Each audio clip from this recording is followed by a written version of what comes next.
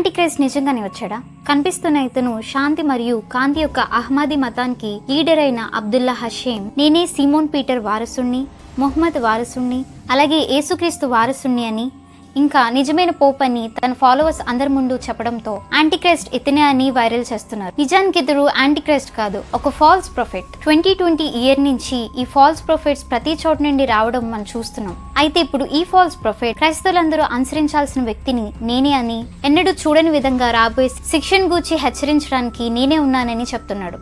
ఇదే కాకుండా డాక్టర్స్ నయం చేయలేని వ్యాధిని కూడా అతను నయం చేయడం నేను చూశానని ఒకరు చెప్తుంటే, జీసస్ ఉన్నట్టుగానే ఆయన కూడా ఇతరులకు అండగా ఉండడం చూశానని, చంద్రుణ్ణి అదృశ్యం చేయడం చూశానని, చనిపోయిన నా భార్యని తిరిగి బ్రతికించడం చూశానని మిగతా ఫాలోవర్స్ అందరూ చెప్తున్నారు. అయితే ఇలాంటి ఫాల్స్ ప్రొఫెట్స్ చెప్పే మాటలను మోసం చేయడానికి సూచక్రియలను కనపరుస్తారని, వాటిని నమ్మద్దని జీసస్ ముందుగానే మనకి బైబిల్లో చెప్పారు. జీసస్ కి ఎటువంటి వారసుడు అవసరం లేదు. ఆయన సజీవంగా ఉన్నారు, పరిపాలిస్తున్నారు, మళ్ళా తిరిగి వస్తున్నారు కూడా.